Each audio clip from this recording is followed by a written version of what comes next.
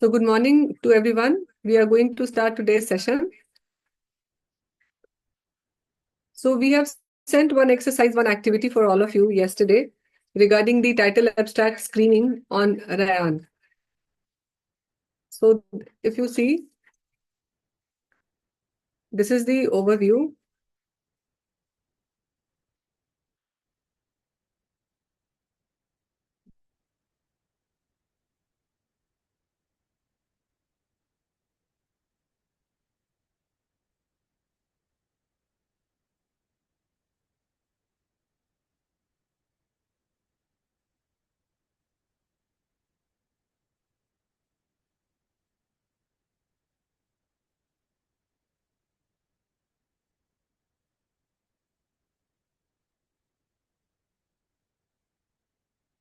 So these many reviewers we sent to all the participants.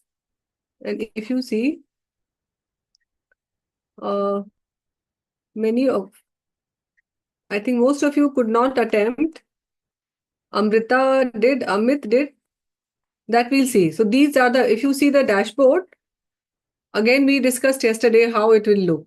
So this section will be the reviewer whom you have sent this title abstract screening, and this is yours. This one, and this section will tell you the team progress. How much is the team progress? So you can see there is a conflict of 55 article, and the more reviewer are, the more will be conflict. Why? Because then there will be, we know that there will be less chance of agreement. So that's why we say that if two reviewer are doing, that there will be less chance of conflict. But again, it is up to you. How many reviewer do you want to have in your systematic review? Coming to this title abstract screening, if you see,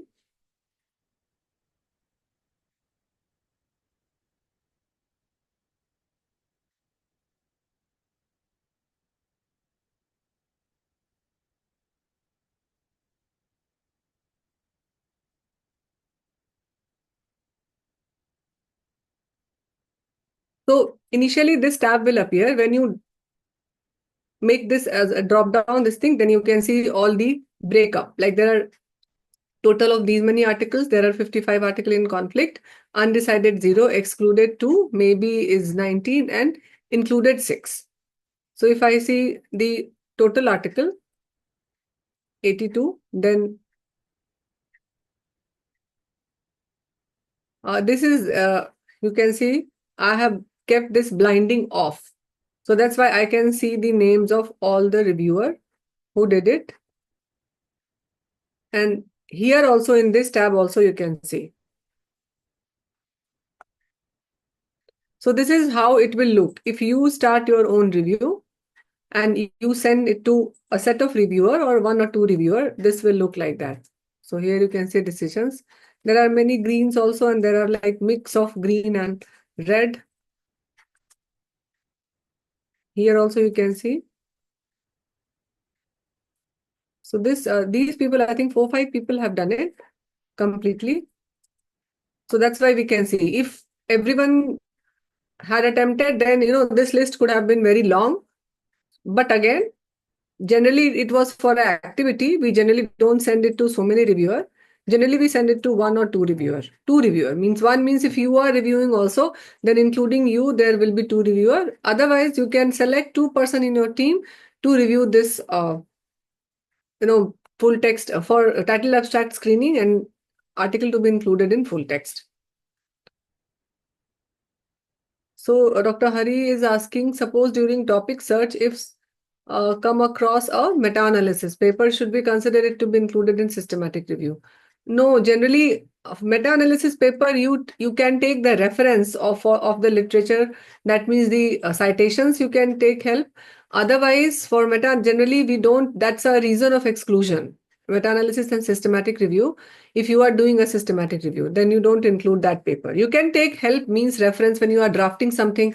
You can take help of search strategy. That's we discussed also. When you are forming your search strategy, you can take help of the search strategy, which that meta-analysis they have given as a supplementary file.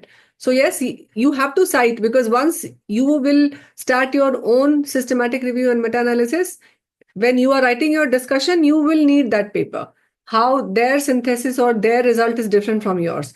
But for individual study, because generally the unit of this thing is an individual study, and meta-analysis is again the pooling of results. So that's why it will not be included in your this thing. And that's why we said that when that meta-analysis comes while you are doing title abstract screening, you can put a label like this here. Like I may put at like meta-analysis. So meta-analysis. So it will appear in the filter. So it may appear here in the filter, and then you can export the file into the RIS system and then upload it into the Zotero the way we have discussed yesterday regarding the full text also. And then while writing the discussion or while writing your result, you can take help of their result, because ultimately what you do, you compare your finding with compare and contrast your finding with if somebody else has done the meta-analysis or systematic review on the same topic. So that is there. Any other query before we move to the next session, which is the synthesis of result in case of a qualitative qualitative synthesis of result? So if not, then we'll go to this next session, which is the extraction of data. So this extraction of data, if you see now, if again I will repeat the steps. So we started with the defining our research question. We defined our research question. We refined our research question. We defined in detail the PICOTs, which is the population intervention outcome comparison group, then setting, and then follow-up time. And then we have formed identified concepts, broad concepts from our research question. We have populated those concepts with the free text and keywords. Then we selected database. We ran the same search strategy in all the database, saved the file as RIS or NBIB format, and kept one copy of the search history to be given as a supplementary file. Ran the search in the database and the registries, simultaneously seen the gray literature also, if you are planning to include that. And then you have included those citations imported that citation in the RAYAN, sent it for review to two like authors or two of your team members, did title abstract screening, and included the final final article, like let's say 6 or 8, final study for the qualitative synthesis. And again, you retrieve the full text and send email those authors from whom you want full text, because it may be a possibility that there are some full text which you could not retrieve. So you will inquire from the author and you will request them to provide the full text, and then you will include in the final synthesis. And then once you see eligibility criteria, because of course that full text eligibility, you assess whether seeing the PICOTs of your study and PICOTs which is there in the study, which you have included as a full text. And then you extract the data from the included study. So we'll see how to extract the data and the assessment of quality of study also. So these two activities, if you see, this extraction of data and the quality of assessment of study. These two activities generally you should start parallelly. Why? Because both these activity takes time. After this search, this is the second step which takes most of the time. Once you extract the data, whether it is a qualitative synthesis data or data for meta-analysis, then things become very, very, very easy, because doing meta-analysis, taking out the result is not that difficult. It's only that what to enter in the Excel sheet, that's the whole trick of doing a meta-analysis. So that takes time, this extraction of data. Even if you use AI, we will discuss that, because many people generally they ask, like, can they take help of AI in extracting the data? And then you can assess, then you have to send, because I said that assessment of quality of study, which I think on day one, people were saying that if some studies of bad quality, why to include it? But again, some studies good or bad, that you have to send it for review for the assessment of bias, risk of bias, or the quality of study. And then you simultaneously you can start. So this data extraction, it's primarily the work of the collaborator and the lead PI. And this quality assessment of study, you can send it to two of your team member, so that by the time you are done with your extraction of data, you have this quality assessment of your studies also. And then you synthesize the result and you write the the whole write up of this systematic review, and then you take the decision whether it can go for a meta analysis. Is there any, I mean, is the data sufficient for pooling it in the meta analysis, or there may be a case that you will stop at the level of systematic review only, and you will say that data, since there was a quite heterogeneity in the included studies, so the meta-analysis was not possible. And then you make a prisma, because you have got all log. We have discussed the log of citation search and the how many article that in the Rayan, that database is there, how many you have included, how many you have excluded, and for what reason. The full text reasons are also there. But again, that if you are using a free version, as we have seen yesterday, that you have to make it manually, and that we'll see towards the end of the workshop, how to make a prisma diagram. And there is a prisma flow chart, and there's an activity also, so you yourself will make a prisma flow diagram, and then you like send your result for publication. So that's the whole flow of this systematic review and meta-analysis process. So now we will see the extraction of the data. So if you see the data extraction and systematic review, again, coming to the definition of systematic review. So systematic review, as we have seen on session 1, that it is a process of systematically collecting the relevant data from the included studies. And this systematic review, that's why it is known as the qualitative synthesis, because here you are not doing anything statistical. You are only synthesizing the evidence qualitatively. So there are two types of synthesis in systematic review and meta-analysis. The qualitative synthesis is known as the systematic review, and the quantitative synthesis is known as the meta-analysis. So purpose basically of this data extraction is that there should be consistency, and there should be reliability and reproducibility. I mean, the purpose of this whole systematic review process. That's why we are saying that you should put the date of the search strategy when you are putting it. You should write all the search strategies in detail, so that if anybody else is applying that search strategy, he is getting the numbers. Maybe number might differ because the date is different. But again, then there will be inclusion of few more articles. So the process is so transparent that if somebody wants to check it or even want to learn it, he can do that. So that's why we say that it is the whole process is to maintain consistency, and that's why creating a log is very important. Like whenever you are sending it for review, are you sending it to 2 reviewer or 1 reviewer? So everything date wise you should mention, because this whole process you are going to do in the write-up, in the methodology of the systematic review process. And then there is a reproducibility, because again, this, if somebody else is doing the same thing, he will be able to retrieve the result. So there are steps for this effective data collection process. First is you have to prepare a data extraction form. So this data extraction form, again, we are telling you the way it should be, because I think 1 or 2% has done, or 2 or 3 people are doing meta-analysis currently and systematic review. But if you are starting afresh and planning to do a systematic review and meta-analysis, what we advise, please don't directly jump to AI for extraction also, because ultimately what is our purpose? Purpose is to learn also. You just don't want anything to get published and you are not aware what you are writing. So generally with AI, that happens that you keep yourself at a very spinal level and you just go by what AI is saying. But here you start with having your own data extraction form.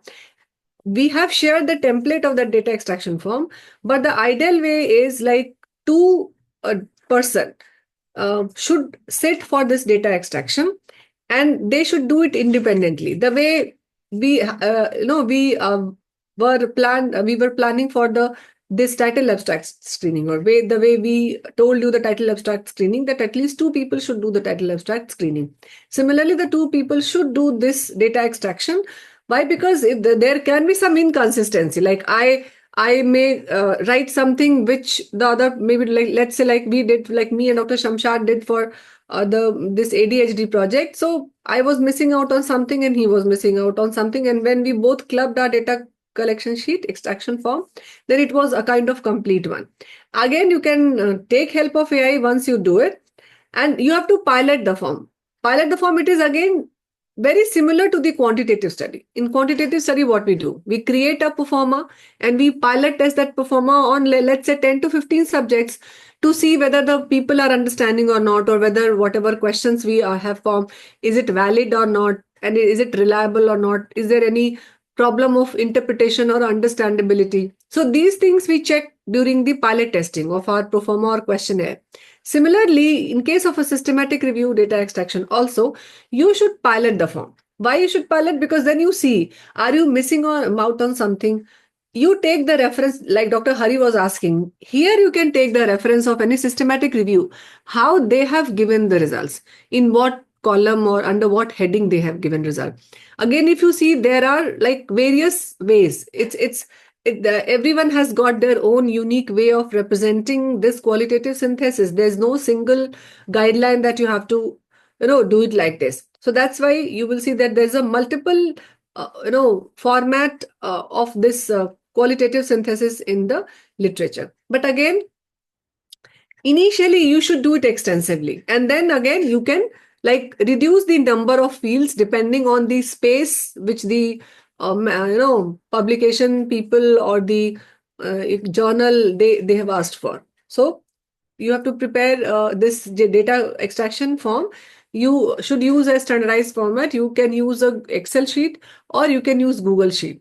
Google Sheet is good to use. Why? Because it is like two people can work on this simultaneously. So that's why we have used Google Sheet, and we have shared the Google Sheet format to you people also, so that you will also extract data of any one of the article which we have shared, the full text to you people. There are specific softwares like Covidence and SRDR. They extract the data. But generally, we don't have the access of the Covidence or SRDR, so we have to do it manually initially. Again, it should have some essential fields like study ID and the study characteristics, and then our publication year, sample size, outcome, etc., and effect sizes that we'll see. And again, pilot testing, as I said, it is important because you just don't want to miss out on any of the, because when you are extracting the data, generally you will not feel like what happens to a study subjects when we take the interview. Generally, we don't go back to that person to collect the interview. In case of some very important data, if it got missed out, then if we have got the phone numbers of those people, then we may call them. But generally, if the data is collected from one person, we are not going to meet that person again, and that's why we ensure that we should not be missing out on something. Similarly, here generally it happens that you are not going back to the study. You may go since there is access, but there is so much of work that generally you should make a comprehensive tabulation of the data extraction, and you should refine the fields also, and then you will use this final sheet for all write-ups, for your meta-analysis entry also you will use this sheet.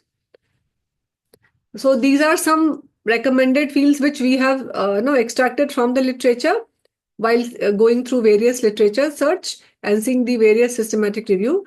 Generally, there are many columns for the study characteristics, like year of the study, then country in which the study was done, the study design. If it is all RCT, then there's no need. Then you can write like all the RCT you have included. And then the setting, but RCT also you see that there are sometimes there is a quasi-experimental, then there is an experimental with various arms. So study design crossover or parallel design. So in RCT also there are a lot of variant of this RCT. So this study design is needed. Setting of the study means hospital-based or the inpatient department, emergency, or what was the setting. And then you see the population also, the age group, gender of the population, sample size, what was the inclusion and exclusion criteria. Then you write about the intervention. So that PICOTS here also you write detail. So this like intervention, you write how much, what type of intervention, what was the dose of intervention, timing of intervention, what was the delivery method, and what was the control group detail. So these writing these steps also help you to understand the study, because see, ultimately it is you who are going to synthesize it. So that's why you should be very well versed with all the study methodology and well versed with all the studies which you have included. That means you should be the expert one on that particular topic. Since you have done so much of title abstract, you have seen it and you are going through that. So you should be knowing each and everything. And then the outcome method is again the outcome. You have divided the outcome in the primary and secondary outcome. So how the outcome was assessed and any specific value of that at what day, and then the methodology, like how the randomization was achieved, was there any concealment of allocation or not, or risk of bias of assessment, blinding, etc. And then you write like some extract relevant data point. Like in our case, it is the mean duration of diarrhea with standard deviation at third day or fourth day. So we have taken fourth day as outcome. And then you can see like people who are still having diarrhea for 4 days, more than 4 days and less than 4 days. So we have defined two outcome. One is the proportion, and the other is a mean and standard deviation. So that's how, because we learned in the outcome that you should have some metric, how you are going to measure your outcome. Are you going to measure it in mean or median or proportion or odds ratio? So that quantitative measurement you have defined in the beginning. And that's how those exact data point you should try to see, because when you were including the study for your final synthesis, then also you have tried seeing that. You have gone through the studies, but you have not make a note of it. Now you are making a note of it. So these are some important data fields for the extraction. So the best practice is, like again I said, use a pair of reviewer. That means at least two reviewers should be there. At least, so independently they will extract the data. That minimizes the error. Next is, if there is any discrepancy, like we will see currently right now only, we will give an exercise to you people and you will extract the data.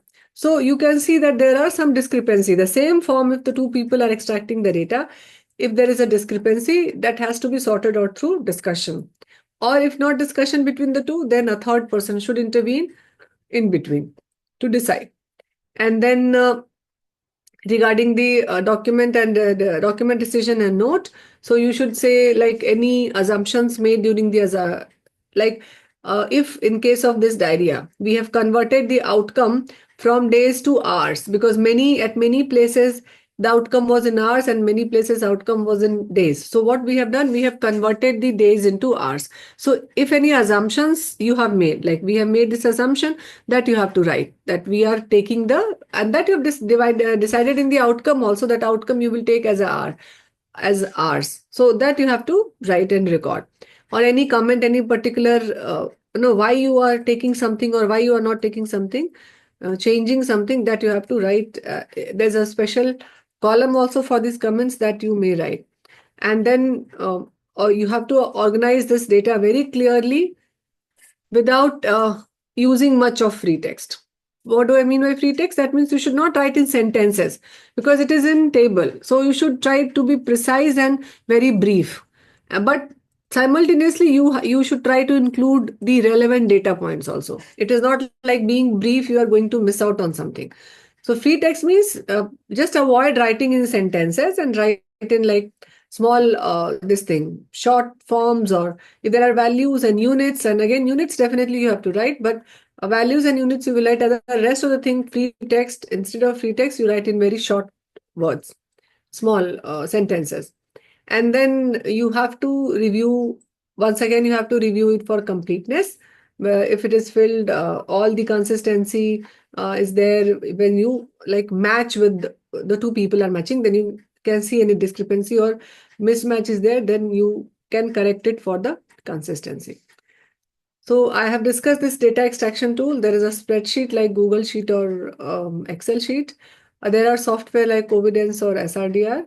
And there are some automation tool like Revman and Distill SR, which allows for automated data extraction. But again, we have not tested that. So I don't know whether it is completely AI or you have to give some, input to it.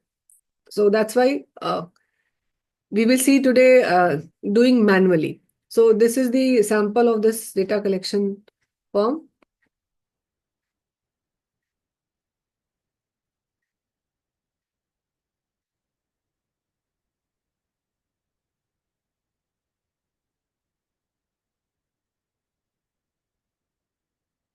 So you can read the description. There's a study ID, year of publication, study design, sample size, number of participants. And if there are like subgroup, means male and female, then in the sample size, you can write the sample size for male separately and for female separately.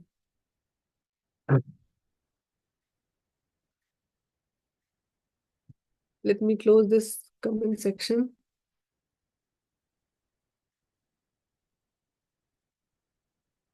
And then study duration. And it's the description is also given. Like study duration is like duration of whole, it's not the follow-up time.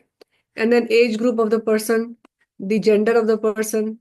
Again, in the gender also, you can write like percentage or ratio if there are distribution of male and female participants. Inclusion, exclusion criteria, baseline characteristics.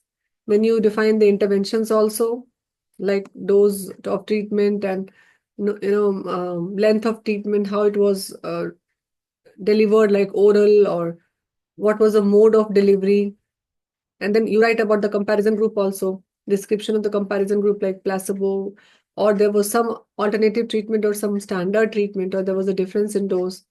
You mentioned about the compliance, how it was measured, and was there that this is done in the risk of bias assessment also, but again, here also you can include it. And then you measure the primary and secondary outcome, and how it was, like in our case, it is there as a mean duration of diarrhea and as a proportion of children having diarrhea less than 4 days and more than 4 days. And then measurement method, are you using some diary or some records for taking that? And like all these randomization and blinding and loss to follow up, that you measure here also, and there is a separate assessment of these in the risk of bias also, risk of bias assessment.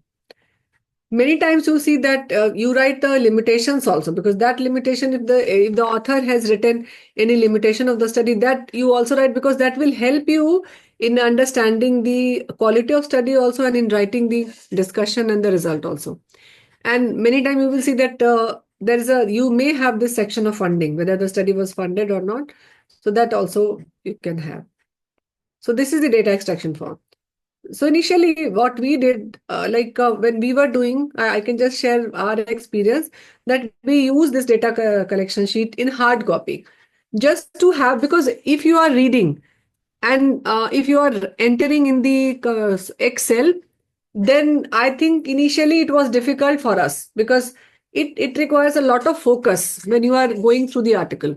So it's better that you read the article, and then once you simultaneously you record your observation on a hard copy for initial few studies, 1 or 2 studies, and then you can then do it once you are familiarized with this process, and then you can do it directly on the study. But again, if you are comfortable otherwise also, that is up to you, that you have to devise your own way. I am just telling you how we did. And there's one more thing, like in the qualitative we say now, like initial few coding you should do as a hard copy, because that by that way you get familiarized yourself with this process. Similarly, here also, if you are doing it on hard paper, that's there with us. Again, everyone is unique, and you have your own way of doing it. So you can devise your own way also. And this is like this study ID, year of publication, country, study design, sample size, setting, the same variable which we have discussed above. The study duration, age group, inclusion, exclusion criteria, baseline characteristics, these are there. Then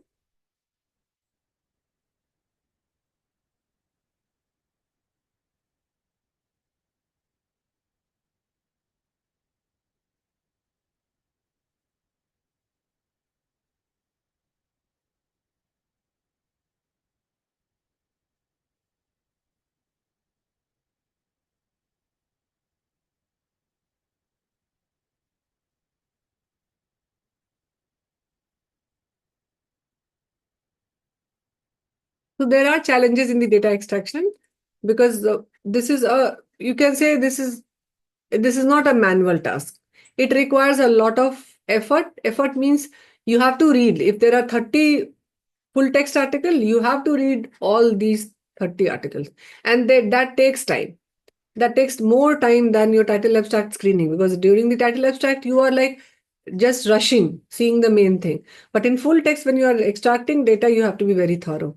So if you are extracting data incompletely, it will lead to incomplete conclusion, and like the many time you have to go again back to that article. So if you see like quite often authors, they don't mention the important information which is there in the article.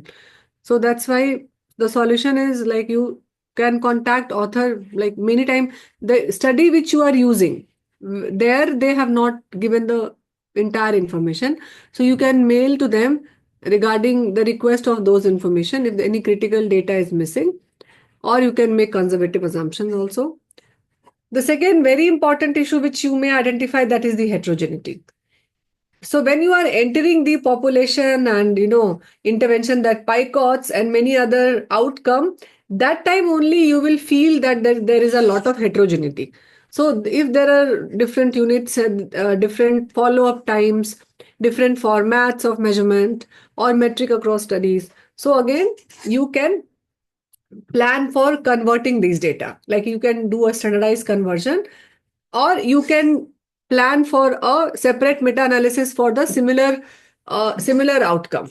So from that 80 or from that 30-40 total pool of study, you may form a subgroup. You may do a subgroup analysis separately, seeing the similar nature, because generally it is said that in meta-analysis we compare orange with orange, not apple with orange, because we discussed that even if the study may look similar, but there are quite high level of heterogeneity which might be there in all those studies. So that is there. You may plan like we did for this diarrhea one, that you have to convert the units. Many of them have reported it in days, and many have reported it in hours. So we have converted all the units into the hours. So that you have to do.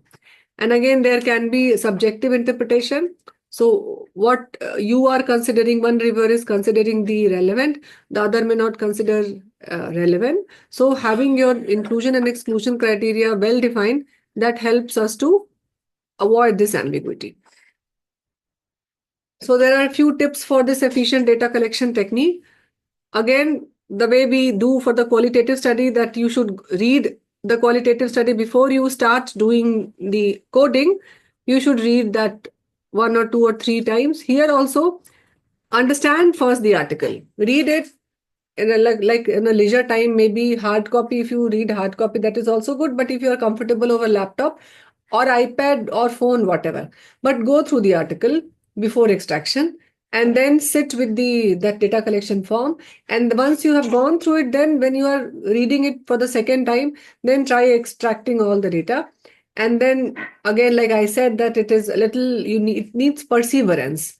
So you can take break in between. You can put some good music while you are doing this work, because it's a time taking. It is not, if you are in hurry, then again you will end up in having wrong you know conclusions. So that's why please don't be in hurry, and you just devote like 9 to 12 months for one systematic review. If there are two people, again, if it is a good number of team, like 4 5 people are there, then you can divide the work. Then of course you will not feel that much. But having 4 5 people on board for a now non-funded study is also a critical task. For funding, that's okay. Again, you have to check your work periodically to see that there is no critical data which got missed out. So there are ways of tabulation for this systematic review. So in literature, you will see like a lot of variability. So this was like an article by Lin, which is a systematic review and meta-analysis of Saccharomyces boulardii in adult patients. So here you can see he has presented like this. So the column, if you see in the first here, in the first one, it is the study name of the reference. In the second column, he has given the treatment group. Like this was the treatment group was same in all, and he has given the placebo versus also everywhere it was placebo. The next column he has written about the population. Then next column he has written about the daily dose. What was the dose of intervention? And then in the next column he has written about the duration of this intervention, for how long this intervention was given. And then it was the follow-up time, at what like week the follow-up was done. And then it was the like additional this thing, proportion, what was the outcome, how many of them had this proportion out of 199 or out of 121 control, who got this in as a control and in the treatment group got relieved. Now, second one is your, this is again, so if you see this one, they have given very limited column. Again, what you can do, you can make an extensive sheet. And if like you plan to give a smaller number of variables, you can hide that data. So there is an option in Excel where you can hide a particular column. So you can have a copy, original copy with yourself. You can hide the relevant column if you don't want that long, but have a copy of a detailed data, this thing, column in your systematic review process. This is the, again, one article, Bacillus clausi for the treatment of acute diarrhea in children. This is again a systematic review and meta-analysis of randomized controlled trial. And if you see, they have again given extensively. So in the first column, they have given the author name. And in the second, they have given the study design. And if you see the study design also, all like I was discussing, it is a multi-center study or phase 2 randomized trial. So detail of that RCT they give. Like it is an open label prospective randomized trial. This is the number of treated patients they have given. Then this was the male female, like these many male and these many females, and then age of the person. They have given it in the median. They have not taken like range of the people. Here they have given, because ultimately you have to extract data from the study. So the study, if the study has reported like this, you have to write like this. And then the intervention and the doses and duration, they have given the outcome measurement and then follow-up time. And then the next column is of like main result. What was the mean duration of diarrhea in patients in the control group? So they have, you can see they have given some data points also, like 115 hour here or 118 hour, similar to control group. And this was well tolerated with no observed side effect. Here also they have given. So some important data point, because in this table, you cannot give a detailed data point. So the outcome which you have identified, primary and secondary outcome, one primary outcome and there may be 2 or 3 secondary outcomes. So you have to give data point related to that outcome. So this is a little more extensive than the previous one. And this was the risk of bias assessment. So here you can see this we have not discussed till yet. So that's why I'm skipping this. And this is another article, effectiveness of probiotics and synbiotics in reducing duration of acute infectious diarrhea in pediatric patients in developed countries. So now you can see here, they have taken this as a separate study topic in developed countries. They are not taking the developing or less developed. Similarly, you can also try, like I said in the beginning, that these days we have seen quite a lot of studies like only from India. Systematic review of studies included from India or from Southeast Asian region. So that way you limit your research question and then study becomes manageable. Because if you include everyone, then might be the number of articles that are so huge that it will take time. So you may start taking something of this sort where like you can manage the first review. Otherwise, it will be so lengthy that in between you will lose interest in doing it and you will leave. That let's don't do it. So we don't want this from your end. So at least all of you should start with some small topic.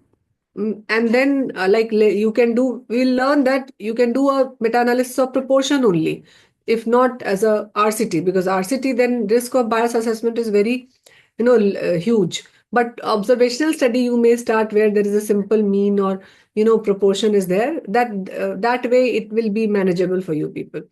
And this is again the detail of the study subjects. So they've also given less number of variables, as you can see here.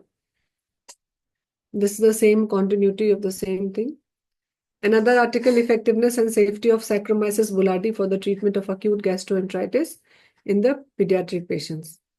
So here you can see they have given mostly the data points, and they have given very small, that free text is very less. So the first column is of, you can see here, the first column is of author. The second column is the study design. Here they have not given the details of the study design. They've only written the RCT. Again, this is one way. Sample size in the intervention, sample size in the control. Then they have given the age range. So then the duration of diarrhea in the intervention group or in the treatment group. Then they have taken the duration of hospitalization. So this is the outcome. All these are outcome. Persistency of diarrhea on 1 day, on 3 day, diarrhea frequency, and any adverse event. So most of the time you will see that they have written NA. So that was not available. The data was not available. So they have mostly taken the data point, the 12 included literature. So this is again one way. This was a systematic review and meta-analysis with Lactobacillus reuteri for acute gastroenteritis. And they have also taken this only 6 variable. They have given the funding also. Study was not funded or it was not described. So this is the way you extract the data for the systematic review. Now there is an activity, and we have shared the Google form with you people. So, and one Drive also. In Drive, we have given you the full text article of like 12 articles. So you can select any article. It is up to you. And you have to extract data of that article in that Google form. So that variable is there, and try doing it.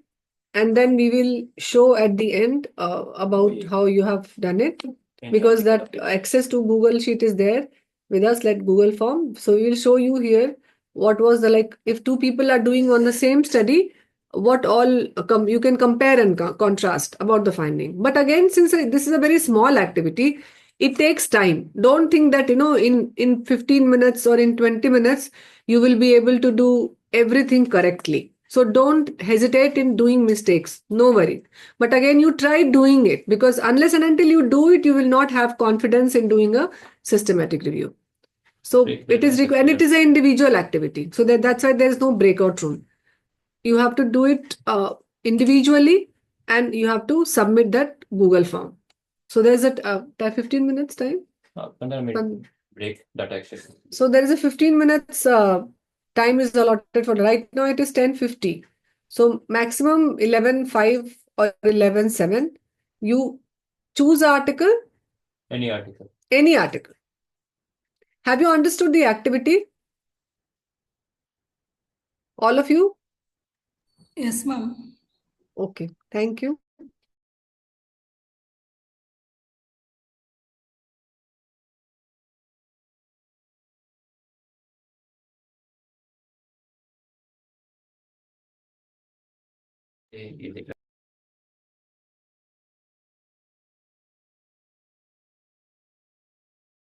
So we are restarting the session. So you can see this is the Google Sheet. So you people are entering the responses in the Google form, and here it is getting populated.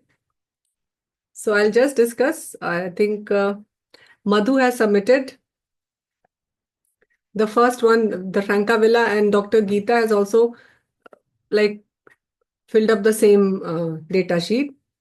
So if you see the comparison, both these are there. Again, if you see the study ID, it is same.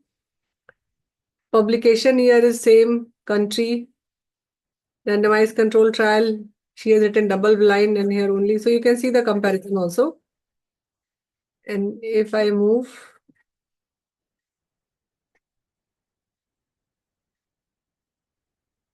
so hospital based. So I'm comparing right now the first two, because these are the two people who have done on the Francavilla. And that's how it will come. Like we have asked you to get it done from 2%. So you can see so it's almost same. Study duration is 0 to 7 days. Here it is less than a week. Age group 6 to 36 months. Gender like 45 and 29. And here it is written like not mentioned, both male and female. I don't know, then you need to discuss. If something of this sort has come in your data collection sheet, then both the author, they need to discuss. Yes, that I'm just discussing the process. I know that it takes time. And if you see the inclusion criteria, 6 to 36 months acute diarrhea, here also same, hospitalized with acute diarrhea. Exclusion criteria, and coming to, like, if you see the outcome. So here the mean duration of diarrhea, Dr. Madhu has written like 2.1 versus 3.3. No significant difference were found. Here she has written the outcome, but not value. So value you can have, because that this value you will enter for meta-analysis. And then measurement method is stool diary, time taken for reduction. This was for Francavilla. Now next two, if you see, uh, Dr. Tania has done on Basu. So similarly, Dr. Subhapriya has done on Datta. So all these details are here. Hospital based. These two are separate one, but again, few columns are there. She has like done it very. If you see, Dr. Subhapriya has written the whole thing here. That's all exclusion inclusion criteria here. Also, Dr. Tania has also written about this baseline characteristics, type of intervention, and then so this was regarding the conclusion, and then limitations also. Like she has written, like, it was they were malnourished patients, so low dose administered and could not complete. That is also there. Then next one was, if I go down, and then Dr. Hari Kumar has done it, Dr. Datta. So he has done on Datta. So now you can compare this Datta and these two. So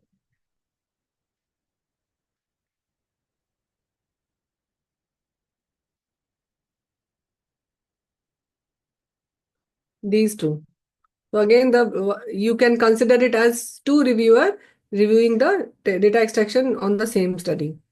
So you can compare hospital-based 148 sample size, and he has written like final analysis 148. Again, hospital-based 1 to 10 months, 6 to 24 months, only boys. Inclusion criteria, exclusion criteria. So these two you can compare, and maybe something, if it got missed from Dr. Hari or something got missed from Dr. Subhapriya, then both, if they both will merge the seat, it will be a complete one. So this was then, and then the next one. I will just show few more. Dr. Pramod has done it on Khan et al. And Dr. Govardhan has done on Dalje. So if you see, again, randomized control trial, June 2009 to November. And then this is the inclusion criteria. Exclusion criteria, they have not mentioned. In this case, it has been mentioned. And like baseline characteristics mentioned in table 1. So instead of table 1, right now I know that there's no time. So that's why you have written like that. But when you'll actually form your sheet, it should be less of text, but important points should be there in the table. Again, group 1 was given probatic. Here they have given written like intervention group 1, 2, 3, 4. All detailed, this thing is there. So if you make a detailed sheet, then you can extract the relevant data. Because again, I said, the way we are not going back to any patient for collection of data.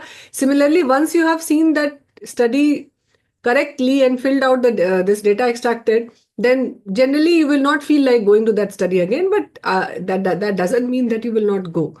But again, the main important point which we want to emphasize is, first sheet, like you can have a second, third sheet making more comprehensive one, but first reference sheet, you should have all relevant data in the sheets. So that, because you have to compare and contrast, you don't need to go back to the study again. Here also population was random, not mentioned, blinding was not mentioned, compliance was not mentioned. And this you can see concurrent therapy with Bulardi, and this thing is there. So Dr. Pramod is this, and then Dr. Bhavna has also submitted Yang. So yes, so you can see that it takes time. Although we have given 15 minutes, those of you who could do it, very nice. Otherwise, it takes time to read and fill out. So that's why we don't want you to be, comprehensive now. It is only a nice sensitization. When you start reading the form, how you will extract the data. And if two people are extracting the data, what is the difference or the, contrasting feature or if you merge these two findings, then it will be a comprehensive one. That's why we ask you to extract the data with the help of two people. So with this exercise, this was the data extraction. Now I said that along with data extraction, you should also start the activity of assessment of bias, risk of bias, because these both activity takes time, approximately 1 to 1.5 months. Because if there are 30 studies, doing a risk of bias also takes time. It is very, if you see the format, every small detail you have to read before judging whether it is of low quality or of intermediate quality. And that I'm talking about JBI. If you see the other like Robbins and Newcastle, Ottawa, that is also again very extensive. So if you are giving it to any reviewer also, for one study also we take how much time? If you get a invitation to review a study, we approximately take 4 weeks time. And this year you are giving 30 study. If I'm just taking 30 as an optimum number to be included in your systematic review. So 30 will take approximately 2 to 3 months, because one study 2 to 3 days, and if the person is doing every day, then only in 2 to 3 months. If you are doing it nicely, if you are in hurry, again then, so there's you can do it in any time. So we'll first see this. What is this quality appraisal of the study? And generally there are various tools, but what we have seen that JBI tool is the most concise one and feasible from people like us, where we don't have funding for systematic review. And people like us, I find JBI, we find it suitable. But again, I said that everyone is different. So we have given you the template of others, a risk of bias assessment also. You can see from your end. If you find the other firms more suitable, you are free to use that. So this is the quality appraisal. What are the tools? So I will again, on every session, I'll be repeating these steps. So we started with the research question. We formed this pie chart, and then we refined our research question. We framed the relevant inclusion criteria, identified the key concepts from our research question, populated that key concepts with free texts using various database. Then we selected 2 or 3 database and the registries. We ran the search using that free text and the concept in all these database. We have saved 2 types of files. One is the RIS or NBIB file, which we will import in Rayan, and the other is the search history, which we have to give as a supplementary file. Then we invite reviewer, we do title abstract screening, full text screening. We have got a final pool of article, and then we simultaneously we extract the result, and then we send these articles for assessment of the quality or the risk of bias assessment. So we are discussing now this risk of bias assessment. So imagine, let's just see this analogy of this risk of bias assessment. So imagine that we are planning for a special dinner. Many times examiner come for some exam, and we have to select a place where to go. So we ask from our residents, like, please suggest some place where we can go for dinner, or any special person. If you have to invite him or her on a dinner, then how do you select? So you just see on Google and you screen 5 restaurants out of total. And how do you judge which one is the best? So you rank them basically. So you rank them on the basis of various facilities, and you do the quality appraisal of each of these restaurants based on the reviews, because there are reviews on Google. You go through that review and you do the quality appraisal. So first you see that whether the food is good or not. Similarly, whenever you are doing a quality appraisal, you see whether the study is good or not. The second thing is you see about the ingredient, whether they use a fresh ingredient or not. So about this fresh ingredient, the analogy will be the data collection. So when the data was collected in that study, was it collected, appropriately or not? And then the third thing which you see, that is like, is the chef skilled or not? So that skill of chef you compare with the methodology of the study, whether methodology which was used for the conduction of study is it appropriate methodology or not, and then you see whether the restaurant is clean or not. And then for the study also you've seen how the data was presented or how the article was presented. Was it with any biases or it was without any bias? So this is how you do the quality appraisal of the study.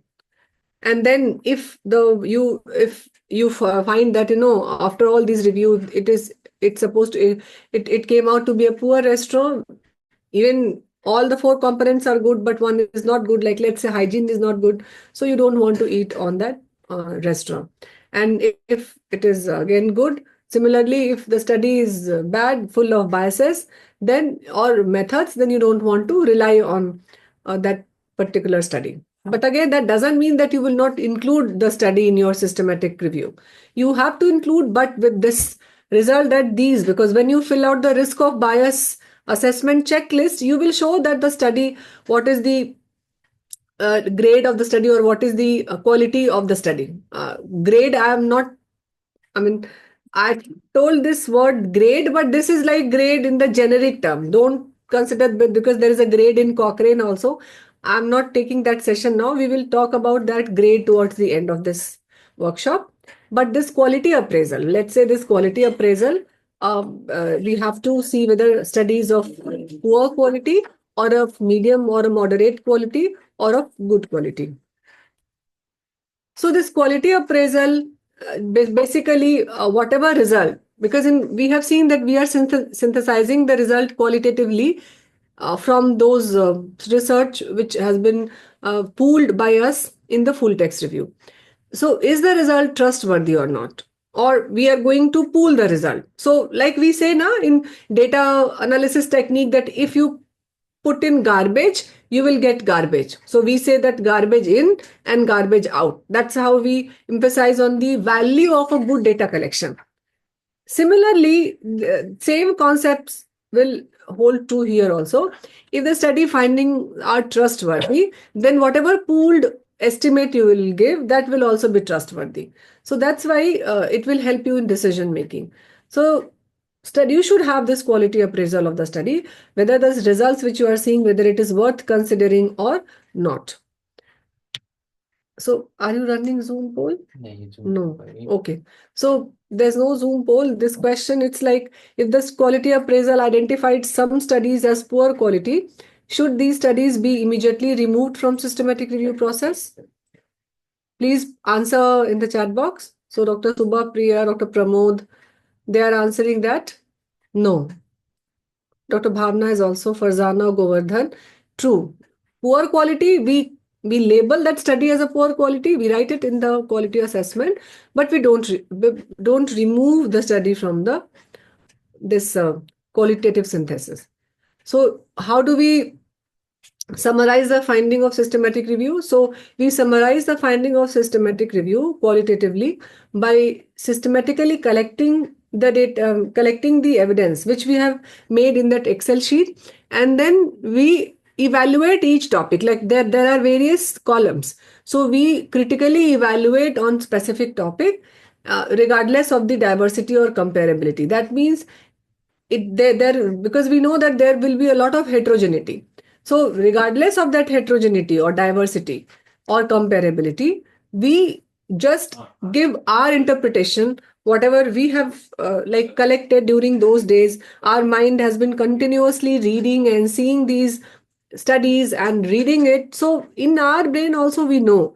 That's why we say that you can take help again with that the data extraction. I forgot to mention regarding the AI.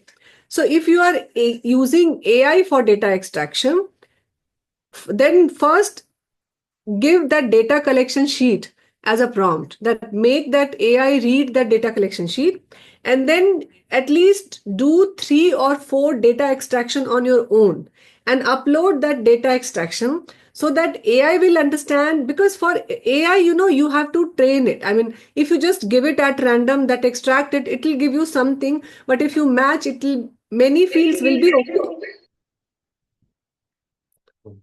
Like all these qualitative things like study age group and place and type of study, these things which are there as a free text, that will be okay. But the other thing, like the variable, especially the outcome variable, the quantitative data or the data points, what the AI extract, we don't have a very good experience with that.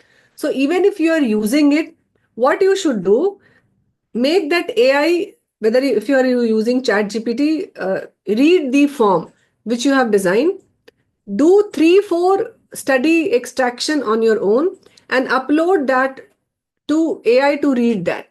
And once the AI reads both these type, the way you have extracted and the form, then ask, give the prompt to extract the data. And then you have to check it again, because if you don't cross check it, two people can should sit and cross check the data point, especially not only data point, in fact I'll say each and everything which seeing the study and cross checking from the sheet. That is very, very, very much essential. Don't rely. We are not discouraging, but ultimate decision you have to make. So checking is required, definitely. So that is the use of AI in the data extraction. The research rabbit and all we have not used, so I cannot comment on that. But yes, you are free, because these days a lot of AI is there in the research. You are free to explore. The only thing, keep yourself as the topmost priority. You are the solely responsible, and AI is less than you. It is not as intelligent as you are. That means your wisdom. I'm not talking about that recall, but you have got a wisdom with the AI probably will not be able to do that. So that your wisdom is important in when you are qualitatively synthesizing the result, because you will be comparing and contrasting the study. And here, like there is again a question, like there are some strategies which you can use to handle poor quality studies in systematic review. So how you can do that? If there are poor quality strategy, first is you should use, I mean, you will not remove these poor quality studies, but if you have to take them in your systematic review, in what way you can address this? So Govardhan is asking to repeat what. Dr. Govardhan, can you please guide me? What should I repeat? Ma'am, for the data extraction, you don't know the use of AI and all. Are those regarding those distillers or softwares, or are there any other software for that? For distillers, I have ChatGPT. chat gpt. I'm only Okay. telling you AI in context of chat gpt, because that is free. And Okay. and You have like to read it from you have to read, the we tried using it, so that is the only chat gpt which we have used to some prompt extent. section. But again, prompt, it's a prompt, use correct use of prompt and making that learn how you want to do it, that is important.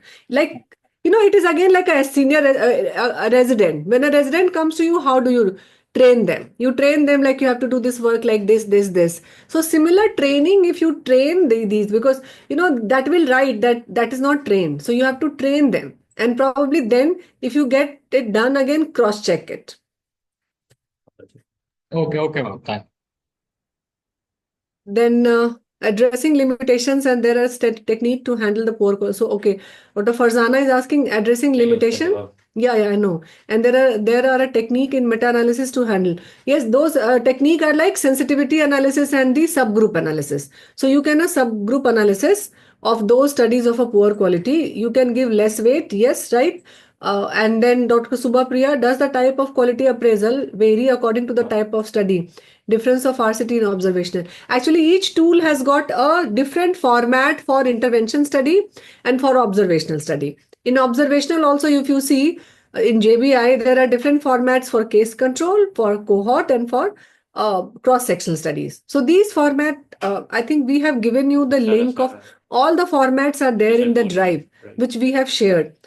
You have to go through that and see what is suitable for you, because ultimately poor quality study, I am coming, Dr. Pramod. There is a JBI checklist, and there is an activity also which you have to do, rating the studies on that JBI tool. So by the end of this session, you will be able to understand, and you will be able to do it on your own also. So that's the way how you can handle the poor quality study. So what are the aspects which we typically assess in the quality appraisal? So in quality appraisal, basically, first you focus on the study design. So there is a research question. So what the study design used in that particular study, is it appropriate to answer that research question or not? The second component is regarding the internal validity. So what is the internal validity? Generally, if you see the studies for biases and other confounders, and if it is free from biases and confounders, and if the sample size is adequate, you say that yes, the study is valid. And again, regard what is external validity. External validity is like you see whether the results which are there. So taking the help of sampling strategy and sample size, you see whether the results are generalizable or not. So how much is the external validity that you see with the generalizability. Again, you see the statistical methods. So the statistical methods which are there in the study, are they appropriate or not? And then you also see regarding the ethical consideration. So are the ethical standards maintained throughout the study or not? So for this, you should have a very fair idea of research methods, because see, systematic review and meta-analysis, it is expected. If you see the I have not shown you that triangle. If you see that triangle, this is the highest body of evidence. So generally, how we progress also. So generally, if we are at a like just student, budding researcher, generally we do a cross-sectional studies, more of a secondary data analysis. Then again, we step up a ladder, and then we start doing like more of a cohort study or case control study, like more of from observational to analytical, from descriptive to analytical. And then again, when we become senior, we do a randomized control trial or maybe a part of randomized control trial. Even if you don't do, at least you know, and then you do a meta-analysis. So directly, if you don't have any idea regarding the research methods, what should be these basics of what is confounder, what is bias, what is generalizability, statistical methods. So if you don't know yourself, it will be difficult for you to judge a study. So that's why either what you can do as a lead PI, you can have people in your team. That's why you see that it's a mix of, there are clinicians and there are statistician, and then there's an epidemiologist. So because one person cannot know everything, so if you have got a team of people, now everyone has got their own expertise. So they can, like epidemiologist and statistician, probably they'll be able to comment on these methods, or if, because many people, they develop their skill. If you have developed your skill, you are self-sufficient in addressing these issues. So that is important. A sound knowledge of research methods and statistical concept, that is important to judge a study. Few things we are going to tell. The form we are telling how to fill that. And if you see, there are various tools for this quality appraisal. So there is a JBI tool, which is the Joanna Briggs Institute tool. There is a CASP tool. There's a risk of bias tool. So this Cochrane, this ROB, the various color, if you see the red, yellow, and green, that is used by the Cochrane collaboration. And then there is a Newcastle, Ottawa. And again, this grade approach is also there in the Cochrane. So we will be telling you these two approaches: the JBI, this JBI, and the second grade. Grade we will be talking towards the end, when we will show you how to do the plot a funnel plot in RevMan. After that, we will tell you the grade, because before that, I think it will be difficult for you people to understand. So right now, we will be telling you the JBI.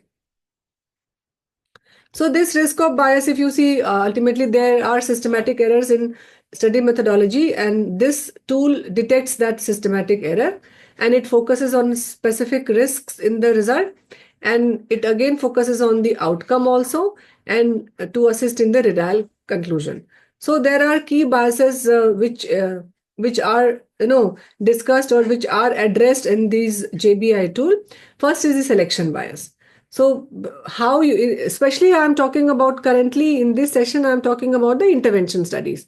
So if how can the selection bias be there? So if you are selecting the individual based on some biased characteristics, or if you are not randomizing properly, you like many time you receive proposal where you see that you have not done a proper randomization, or that allocation concealment means you know what all treatment you are giving, so that allocation concealment is not there, then it is a selection bias.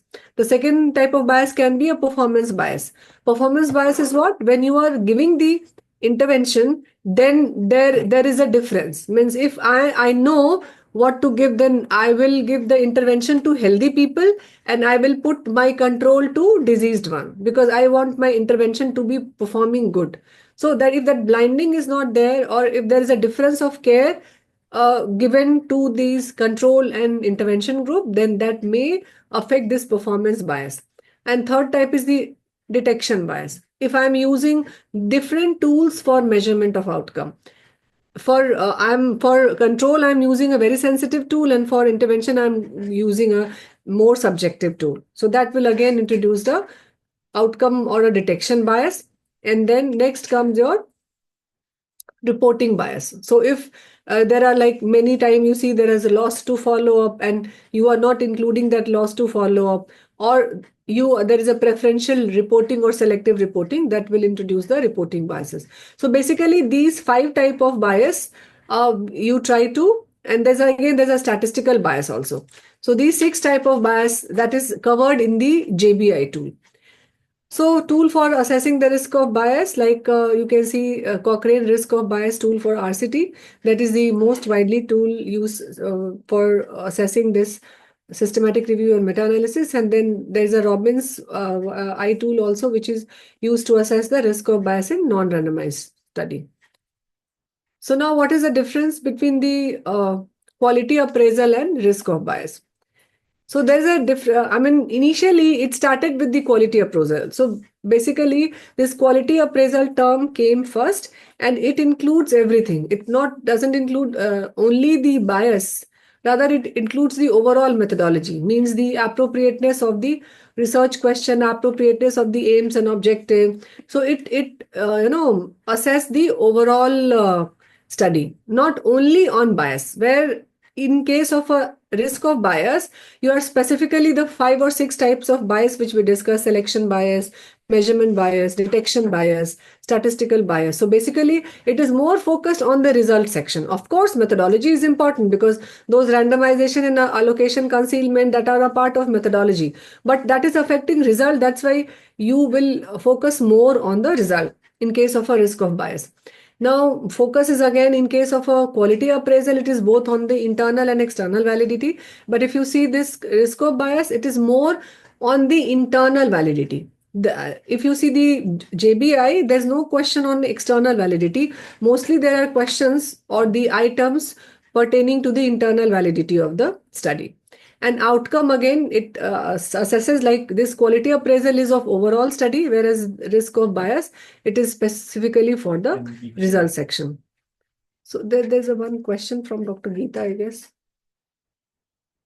Attrition bias. Yes, Dr. Geeta, you are right. Like loss to follow up and all, attrition bias. So this is the JBI tool for the assessment of risk of bias. So we will understand the validity, the domain of bias, and the statistical analysis part. So what is validity basically? So validity, we all know, if whatever you are measuring, are you measuring the true value of it or not? So what methods or what soundness or the rigor of study, so that whatever result has come, that is actually measuring the true. And what is true? Nearly we say regarding the population, because these studies, and through the confidence interval, you are measuring the overall the population estimate. So that is the validity. And there are various types of validity. There's an internal validity, means if you see that whatever results you have produced, that is valid on the people whom you have included in your study.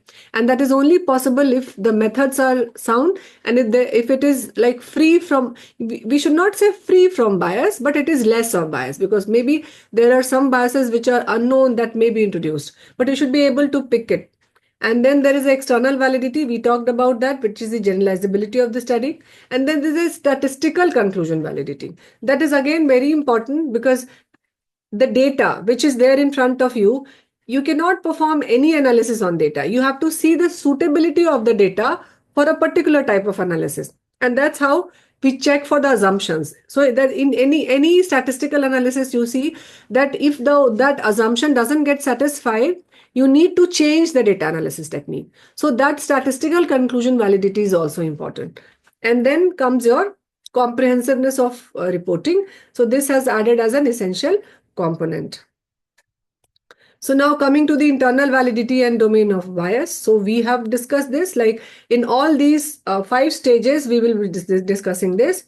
Selection and allocation of study subjects, intervention, measurement of intervention, and allocation of this intervention, and then measurement of this intervention or exposure. Then regarding the retention of the participants, what methods you have adopted to retain participants in your study, and then the selective reporting. Are you doing a selective reporting, or what methods have you, like, are you doing intention to treat, or, per protocol analysis, what type of analysis you are doing it? So this is the JBI checklist. So first section is related to the selection and allocation. I'll show you the questions. These are the first 3 questions related to the selection and allocation of the study participants. So the first question is like, was true randomization used for assignment of participants to treatment group? And you have to see from the study. So again, there is an activity. See these domain now, and the study which you have picked up for the data extraction. You have to do this quality appraisal on the same study. Since you have already read it, so you will be more familiar doing the quality appraisal on the same study. So that you have to see. The second was allocation to treatment conceal. That means treatment allocation concealment was practiced or not. Then third, you see the baseline characteristics of the study group and the intervention. I mean control group and the intervention group. So was both groups were comparable at the beginning or not? And then the second, so this first question was again regarding the randomization and selection. This is the same repetition. Or was it a random method or a non-random method? So for random method, you can see whether it is a computer generated or a external statistician or a epidemiologist what got involved. So if they got involved, that means there was a true randomization. For allocation concealment, you can check how the preparation was prepared. Regarding the color of the preparation, same color or not. So these details, how we can conceal, or sealed envelope technique. When I don't, even as a researcher, I even don't know that the person whom I have included, whether he is going in the treatment group or going in the control group. So that's the allocation concealment. So coded drug pack or sealed envelope technique you can use for that. The third is again the baseline comparability. So you see whether the groups were similar at the baseline or not. And again, if there are differences, because if you see there are healthy people in the beginning in the intervention group. So of course your outcome, it will show that the intervention is more effective in the intervention group, not in the control group. So all these comorbidity or age or socio-demographic characteristics that should be comparable in the baseline to say that yes, there was a baseline similarity. And in every RCT, you will see that this table is there when they show the baseline characteristics of the study participants and the treatment group. So this was for the first bias related to allocation and related to randomization. The second bias is related to the intervention or exposure. So in this case, again, there are 3 questions. So were the participants blind to the treatment assigned? So each question you have to fill, and there are 4 options. We'll see, like present, absent, not clear, or not applicable. So there are 4 options for all these questions. So were participants blind to the treatment assignment? Were those delivering the treatment blind to the treatment assignment? That means both the person taking the treatment and administering the treatment, which we say as like double blind or single blind, or whether the treatment groups treated identically other than the intervention of interest, means no additional incentive or no additional thing was being administered to the treatment group as compared to the control group. Then regarding the participants blinding, whether the participants were blinded or not, or were they aware of any other behavior or treatment which may have affected, like if you're doing something on NCD and person has started doing the exercises, like which we call as a Hawthorne effect, they also start practicing healthy habit. So you should be aware of these technique also, how to assess or how to measure that. And these are like blinding. Again, we know participant blinding, devices, syringes, and identical capsule. Blinding of the treatment, this is the same which we have discussed. While blinding of the treatment provider, any indication. So if I am providing the treatment and if the color is different, then I will know that yes, this is the intervention and this is the control. So was the person who is giving the treatment was blind to this thing or not, and that you have to see from the study whether anything is mentioned or not in the study regarding these blinding, and then was the treatment delivery was identical or not.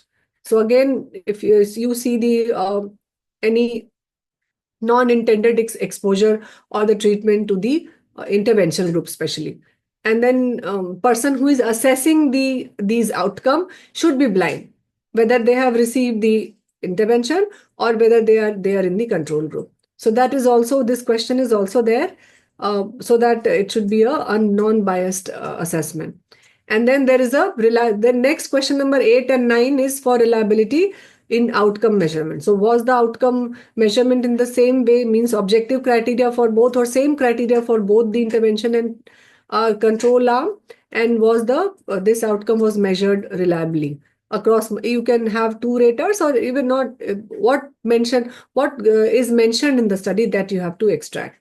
And then regarding the participant attrition, so like Dr. Geeta was saying regarding the attrition bias, so was follow-up complete or not?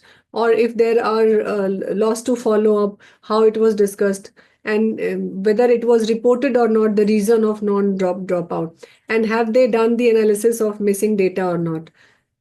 Then next comes the statistical conclusion validity. So statistical conclusion, like I said, that was what the participants analyzed in the assigned group or not, which we call it as an intention to treat analysis, and because it preserves the initial randomization. So ITT should be there in all RCT, and then the other type like this other type of analysis can be performed. So ITT should be reported. And then next was regarding the checking the assumptions, whether the assumptions that also you should be, again, I said, if you don't know, you can take help from your team members, appropriate analytical technique used or not used, and whether the power of the study was low or adequate, and whether there was any violation of the statistical assumptions or not. And you can check for the effect size or the power analysis, which has been reported in the study to make a judgment regarding the statistical validity of the study. And then comes the appropriateness of trial design. Like, was the trial design appropriate? Like in this case, was the case crossover was appropriate, or any other cluster RCT or so? So design also, you see the suitability of the design. So that's why if you see the key summary, so again, we have discussed regarding the biases related to the selection of the participants, allocation of the treatment, intervention, measurement of intervention, and the measurement of the, again, attrition, the reporting. And then the next step is you have to do this, fill this form. So if let me show this form to you, how this form looks. So this is in this form also there is a नहीं single outcome अलग है, ये बहुत महंगी है। okay, let me single outcome का अलग बना है, ये मेन फॉर्म है 16 पेज का। That there are one original and one single outcome. So single outcome means if you have got only one primary outcome. But if your systematic review involves more than one outcome, I'll show you both. So this is for single outcome. If you see, these are the points we have just discussed. Like let me enlarge this. Same Google form है. So you can see that there are 4 options. I told you that for every question, there is a yes, there is a no, there is unclear and not applicable. So was true randomization used for assignment group, was allocation treatment? So same concept, same bias related to allocation, bias related to intervention, the way we have discussed this. These are the total set of, I think, 13, 16. Right. 13 questions. And then this is the shorter one, means outcome, it is only for one outcome. Like in this case, probably if I'm using mean duration of diarrhea as my main outcome, then this form may be used. If you have got more than one outcome, then this is the form, which is a 16 page, same thing, but if you see the outcome, and here they have given this is the form. Original form. You have to read करना होगा. If you see, there is a write-up also here. So it is giving you the guidance how to use JBI for the assessment of bias, and all the write-up is there. In question 1, how you assess, then there is a domain, there's a write-up for question 2. So all these are there. You may read, or if you are providing your form to some other reviewer, you may send this also as a referring document or guide. Just before they start doing it, they may go through this to have a better idea how to fill this form. So now there is an activity, and we have shared again the Google form, and you have to take the same form, I mean the same study which you took for the data extraction. Observational study, yes, it is there, all type of form. I mean, I said that JBI, if you see the JBI. Madam, good afternoon. Yeah, please. Madam, if there is a mix and match of study, suppose you are doing a systematic review and there are different types of study. There are cities in that, there are observational studies in that. So which type of this checklist? So what you will do, if you are doing systematic review on mix, then you have to do a subgroup analysis. Means you will, just a sec. Hello. I mean, are you asking about the analysis or asking about the quality appraisal? Quality appraisal, madam. So quality appraisal, what you can do, you can use the separate checklist, because there are separate checklists for observational and separate checklist for control. So if observational, we can use one, and one for this RCTs we can use. Yeah. Okay. I was about to. In randomized control trial, you said that we can use that Cochrane. I mean, it is there. It is very extensive. So yes. But for randomized trial, anything can we use that, madam, Cochrane? Yeah. Up to you. You can use Newcastle, Ottawa also. You can use JBI also. You can use Robin, that tool, CASP also. Okay, madam. I just again clarification. For RCT, these all are okay. For only randomized trial, no control. So if it is a randomized, means there are two groups. Because if there is no control, then it is a pre-post study. You want to say it's a pre-post intervention study. Yes, ma'am.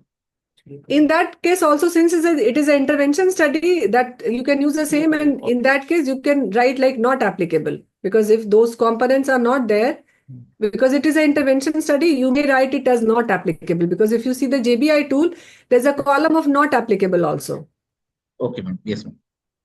Thank you. Okay.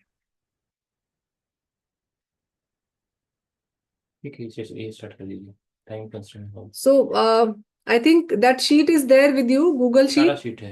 And you may start filling out these, I mean, reading those study like Francavilla or Khan or Basu, whatever you did, you do on the same one.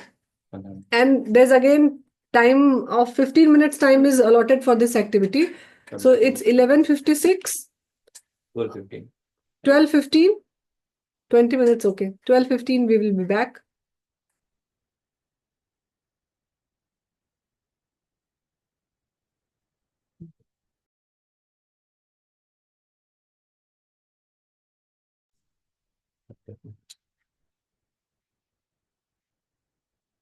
So yes, we have received the responses, and you can see here, like study Basu, they both have done on Basu, Sharbashri and Amrita. So if you see, yes, there was a consensus. I mean, there was a consensus. So here on question number 5, if you see, there's a yes and there's a no. Are those delivering the treatment blind to the treatment assignment? This one. And the study is both have done it on Basu. So this may happen in the actual situation also. Like one person is saying yes and the another is saying no. In that case, it needs to be discussed, and either they both will write no or they both will write yes. Because when you give this whole as a table, then you cannot write no and yes. You have to reach to a consensus. So this should be discussed. I'm not going into the detail what was the actual output from the article. So I'm not discussing whether they have done it right or wrong, because it's a very short time and we are only discussing how it has to be done. And if you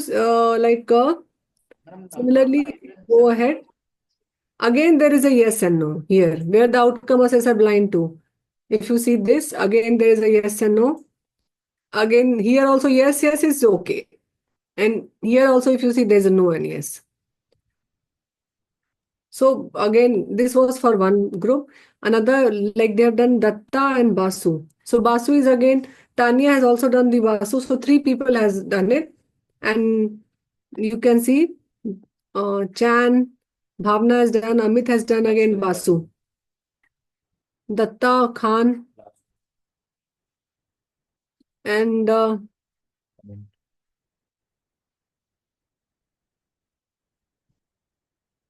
Or including.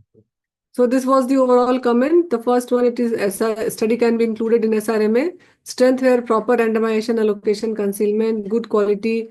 I have not much clarity about the overall appraisal question, just responded as per my understanding. That's okay. Mode of delivery of probiotics not clear. Study was done in systematic manner, hence can be included in systematic review. Ethical approval, blinding, allocation, statistical are not mentioned in the study. Moreover, information about limitation funding are not there. Tests are not clear for table 2 and table 4, chi-square. So many people have written the detailed one also conclusion. That's okay. This is just one activity and you have to either get it done through 2% or you yourself along with one other person can do it. Again, coming to how it should be written. So there are various ways of representation. If you see this one, and again I said like JBI or whatever you are using tool, again there is the way we have seen any discrepancy, it has to be sorted out with discussion.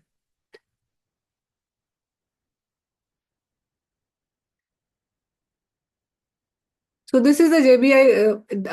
I'm just showing this for people who were asking regarding the various availability of the tools. So if you see, they have got a tool for analytical cross-sectional study, case control study, case reports, case series, cohort, diagnostic test accuracy studies.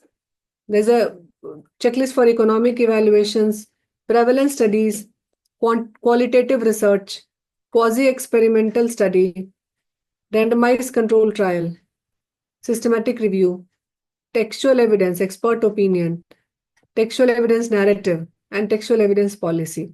So these many tools are there. This is for JBI, and if you go for the Cochrane, they also have a lot of tool. And we have in this folder, if you see, risk of bias checklist, we have shared this folder. And in this case, we have provided you all the forms, like there's a CASP systematic review checklist, there's a CASP qualitative study, economic evaluation, there's a JBI also, and there's a ROB also, Newcastle Ottawa is also there, NOS manual is also there, Robbins is also there. So there are many. It is up to you. We found this JBI to be a simpler one. That's why we used it. But again, I said it is up to you which one you want to use, or your expert team. They can also suggest you which one to use. Now showing you how to report this. This is one way.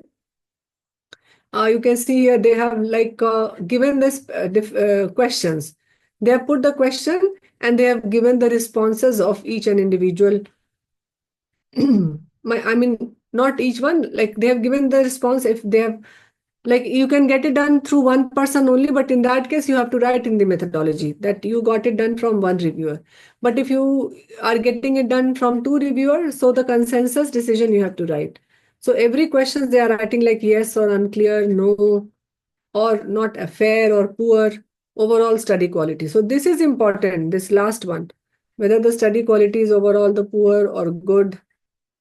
So this is risk of bias, and they have used this Center for Reviews and Dissemination, CRD. They have used this checklist. We were looking for like literature available on the this thing, and we saw this one. This is one study done by probiotic for the prevention of antibiotic-associated diarrhea by Goodman. And they have used the Cochrane risk of bias. So we will show this also towards the end when we'll tell you about the RevMan. So here they use 3 color. So yellow is for moderate, green is for good quality, and red is for poor quality. So they have included these many studies, and here if you see, if I enlarge this,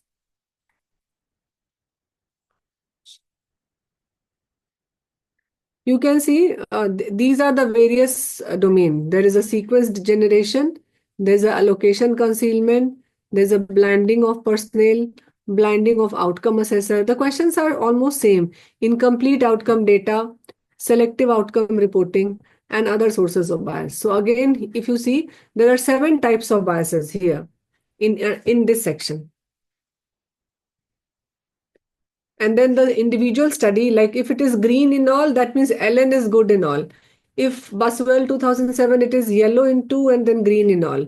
Then this is like green in all, but red in 1. So this is how you can make a matrix, and then that is automatically done on RevMan. We will show this interface to you. If you fill this out, you can get it done through in the funnel plot itself. It comes. And this is the funnel plot that will show in the meta-analysis.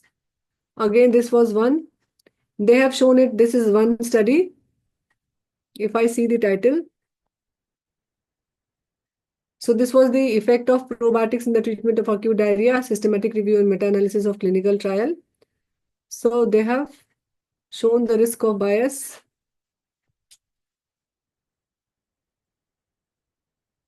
Like this.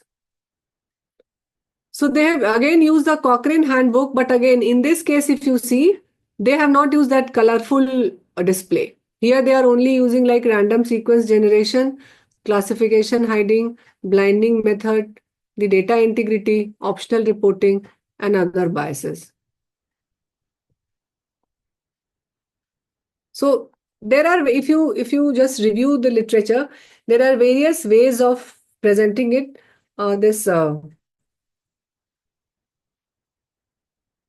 Let me see this. This is again, they have used the Cochrane only, this colorful. Same on the 7 point, they have like 7 biases. They have rated the studies as low risk, some concern on high risk, this colorful one. This is one way. So this is how you can do this quality appraisal of the study. Do or you can get it done. Now coming to another one, now comes the data synthesis. So you have till now you have made the this Excel sheet, and now you have to write your result. So how you will synthesize your result? Because now individual column. So you have got an Excel sheet like this. So this is the Excel sheet which we have extracted the data of all the study which we have shared.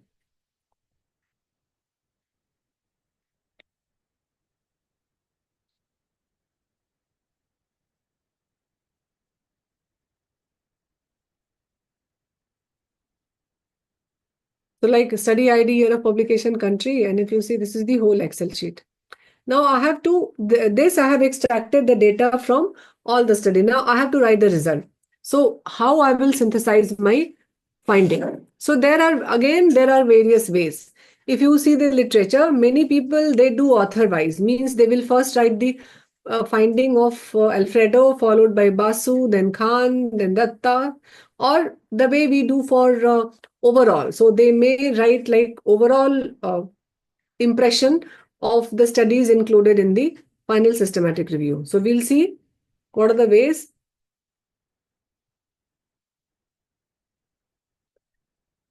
So again, the same steps which we have been discussing. So you start with the research question, you identify your key concepts, you populate your key concepts with free text term, and then you like make one search strategy. You run that search strategy in all the database, means the selected database of your choice, and then you like import the RIS or NBIB file format in Rayan.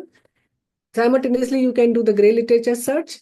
You do the title abstract screening, select the text for full text article, assess their suitability to be included, and then extract the data, make Excel sheet. Simultaneously, you get the risk of bias assessment done, and then you synthesize the result. So we'll discuss this like synthesizing qualitative synthesis of this systematic review, and deciding whether we can go for meta-analysis or not. Because when you are synthesizing, you know about the heterogeneity, or if you have to plan, how you have to plan.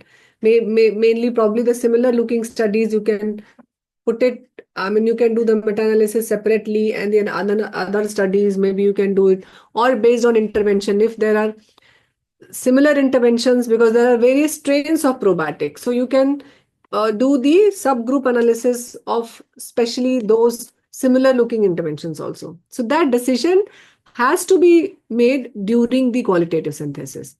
So that's why this is very important. So now coming to the qualitative versus quantitative synthesis of the data.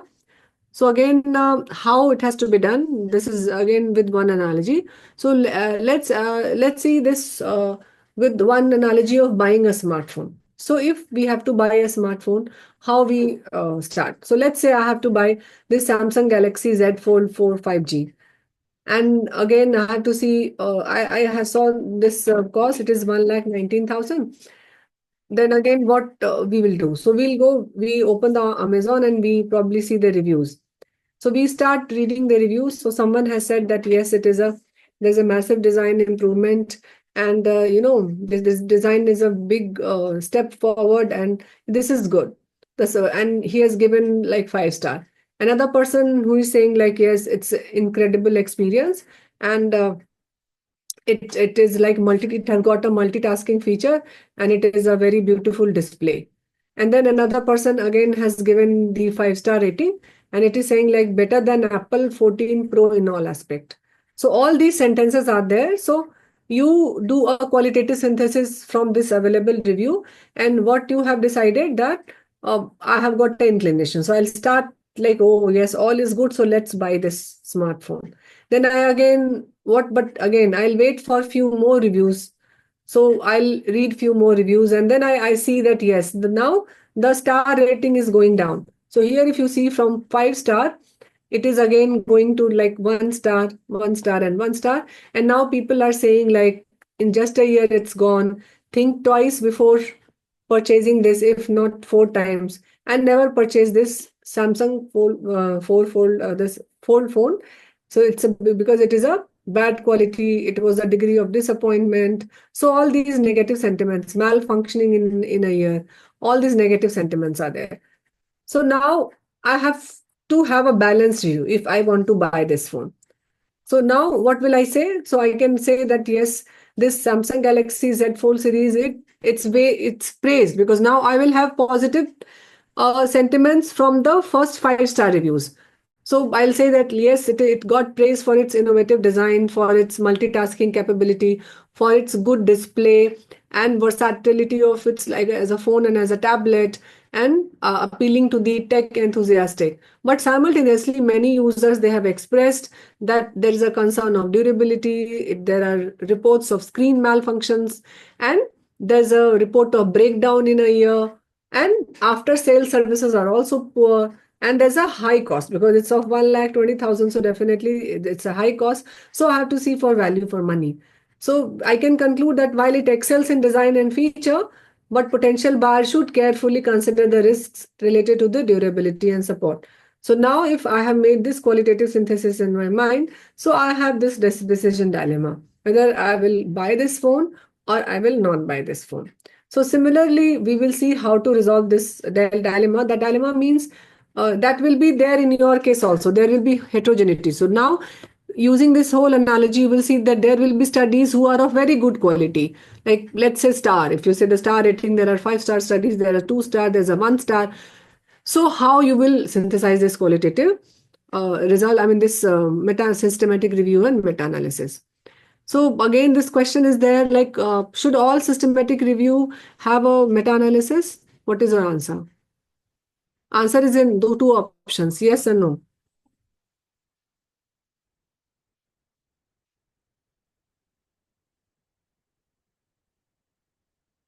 So you are right, no, because it depends on the data point and the heterogeneity of study. There are many times you will see that after that the author decides that meta-analysis was, and even if you perform a meta-analysis and you see that the percentage of heterogeneity is very high, we will see that. Then in that case, you write that yes, we tried performing meta-analysis, but since there was objective measurement, which is the I-square, which we'll see Higgins I-square, if it is very high, generally we don't we refrain ourselves from performing meta-analysis and saying a poor result because it is not ethical, having so much of high heterogeneity. Then you stop at the level of systematic review only. So now let's move from this qualitative synthesis to the data for the current study. So that data extraction sheet I have shown you, and then let's see these two side by side. So I'll open this sheet also, and I'll see this also. So now starting for this year and country of studies. So if you see, I will see the year of publication. So now what I'm doing for qualitative synthesis, I am starting commenting on each column. So each column is one variable for me. Like let's say this is year of publication, this is country. So what you can do first, I will write about the year of publication and I'll see the range. So it is from 2007, 2012, 14, all these. So from 2000, if you say the minimum is 2000, so I can write like here, any study from 1996. Yes, Pant et al. If you see, a study from 1996. So I may give a range. And that's what I have written, like the included study spans over 2 decades. If you see this, I have written the range of this year from 1996 to 2018, reflecting a growing interest in the use of probiotics. That means it started in 1996, but still you see that currently also like we are doing this. So till 2018, we could include the study, reflecting a growing interest in the use of antibiotic in managing acute diarrhea in children across diverse geographical locations. Now you can see the country. So if you see the diversity in country, so like there's a country, developed countries like Italy, and then there's a India, Turkey 3 studies. You can write like there were 3 studies from India, 4 studies from Turkey. These numbers also you can write, because if you read the systematic review, for this you go through few systematic review. That will help you how you want to present your result. Because again, I said there's no single way how you should write it. Again, like we have seen like people who are writing like specific number of studies, like 3 study from India, 2 from Thailand, 1 from Germany, 3 from Turkey, something like that. And you might give a range also, like the studies were representing these regions predominantly, like Bangladesh and Pakistan and this India. And some studies were reported from the developed countries also, like Australia and Italy and European countries. So again, it is up to you how you want to present your results. So like this, here we have written like other countries represented, including mostly I have written like majority of the studies were from the India, Turkey and Thailand, because if you see most of the studies are from India, Turkey, Thailand. But there were studies from the Italy, Australia, Taiwan, Pakistan and Bolivia also. Or again, you can divide this into a developed and a developing country or a less developing country. So it is up to you. Again, I said. Now next, like distribution of study. Again, I have written like distribution of study locations strongly represents the Asian country. Because if you see this Pakistan and, India and Thailand, they are like, they comes as a Southeast Asian. So they represents a Southeast Asian country representing the burden, because why these studies are done in these areas? Because there is a burden of diarrheal disease mostly in these country and in the pediatric population. So that's what I have written. But again, I have written like European and South American are less represented. But though the inclusion of Italy and Bolivia provides some diversity in the geographical region.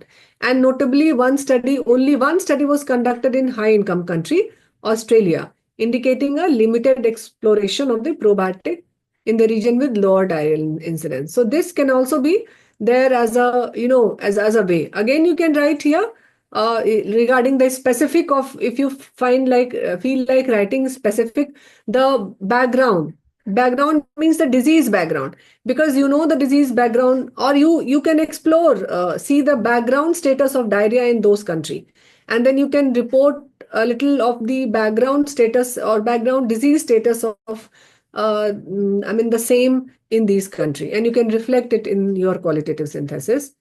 So again, the basic crux which we want to emphasize is, first thing, there is no recommended way, it is up to you. But again, what we find as a suitable, like if you go column wise, the way we write our result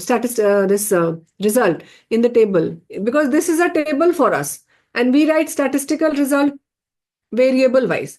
So every column is a variable for us and every row is a individual study unit for us. So every row will be like study and every column will be like variable. So I just want to go through variable wise. So that's why I started with year of publication, country, so that I can explain everything in single paragraph. So one paragraph probably I may keep at for one study variable, and you can merge also. Like if you want to merge the country and any other, like maybe year of publication, you can merge these two also. Now coming to the next column, let's say these study characteristics. So now I have come to this third column, which is my study design. And I am writing about this. So let's say, yes, I will make this as a... So you all have gone through those articles. So yes, can someone read this for us, this paragraph? And this is about the number of people who are there in the study and the type of study design. Yes, ma'am, may I? Yeah, please, thank you. So the majority of the included studies employed a randomized control trial design, ensuring rigorous methods to evaluate the efficacy of probiotic intervention in children with acute diarrhea. Most studies were single-blind or double-blind trials, minimizing bias and enhancing the validity of the findings. A few studies used multi-center design, indicating a broader data collection across various clinical settings, which enhances the generalizability of the findings. Sample sizes across studies varied widely, ranging from 39 to 649 participants. The smaller studies under 100 participants generally focused on specific subpopulation or settings, while larger trials aim to capture broader outcomes and increase statistical power. The diversity in sample size suggests varying degree of study power, with larger studies likely providing more reliable estimates of effect size. Thank you, Bhavna. So this we have summarized, if you see. These two columns. This one, study design and the sample size. So study design, you can see the type of, like whether it is randomized control, quasi-experimental, placebo. So you can give these details. And again, here also you can provide exactly numbers. Like 4 studies were randomized control trial, 3 were quasi-experimental, 2 were crossover trial. Specifics of those RCT also you can write. And then in sample size also, you can see we have just given a range. You can also like divide it into like less than 100 or less than 500, 600, up to you. There's no as such, way of writing it. And then if you come to the next one, next column. So now it is, I'm seeing the setting and duration. So these two variable. So I'm going variable wise, if you see. Now I have described up till this time sample size.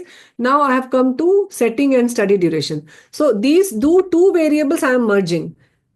Again, it is up to you. You can merge like socio-demographic characteristics like age group, gender, setting, these things you can merge at one place. Again, you can, like, if you want to write your result in terms of pie charts, you can write like population intervention also. But again, since we have got this Excel sheet as a rough guide, so I'm going this variable wise. So setting and duration, if you see. Yes, so I will ask again one volunteer to read this. Let me. This is for the setting and the regarding the duration. I'll read now. Yeah, Dr. Vishnu, please. Thank you. So it's regarding the study characteristic. The majority of studies were conducted in hospital-based settings, providing close monitoring and control over intervention, administration, and outcome measurement. A smaller number of trials extended to emergency care units and outpatient clinics, capturing a more diverse patient base and reflecting real-world settings where acute diarrhea management often occurs. Study durations were typically short-term, with most interventions lasting between 5 to 7 days, reflecting the acute nature of diarrheal illness in children. Follow-up periods varied, but most studies aim to assess the immediate effects of probiotics within a week of intervention, providing insights into the short-term efficacy of probiotics on diarrhea duration and symptom resolution. Thank you, Dr. Vishnu. So you can see here again, I have used the study duration. If you see, it's like I have written typically short term because there were studies, if you see the duration, 5 days. So mostly the studies were either 5 days or 7 days, but there were studies like maybe few months also. And if you see the setting also, there are single like setting or multi here I have written like multi-site or these things, pediatric hospital or outpatient. So this again, you have to describe this column and this column.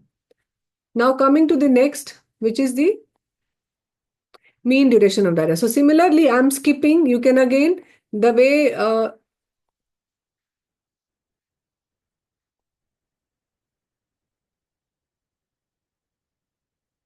you can describe about the age group. This you can do like gender and age.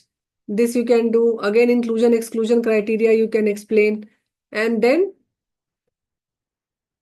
comes the intervention. So main is like you can explain about the interventions and this pie chart where you will write about the comparison also, the adherence, these things again, risk of bias, right? Because the adherence and other outcome measurement you again write in the risk of bias also. But main outcome, which is your primary outcome, we have shown with that how you have to write. So outcome measurement, like in this case, it was mean duration of diarrhea. So this all I'm skipping like randomization method and all because that comes in risk of bias assessment also. So probably I'm now here in the intervention and this is my outcome. So outcome, my primary outcome is the mean duration of diarrhea and secondary outcome is like diarrhea duration for less than 4 days and more than 4 days, which is there as a proportion. You can have other outcome also like mean duration stay in the hospital or stool volume or any other outcome. So this is the qualitative synthesis of this mean duration of diarrhea. So yes, can someone read this? Any volunteer for this?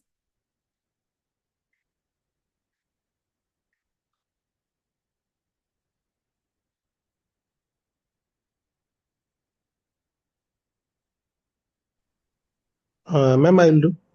Yeah, please, Dr. Amit. The mean duration of diarrhea varied notably across studies, reflecting the differences in the probiotic strains, dosages, and the patient populations.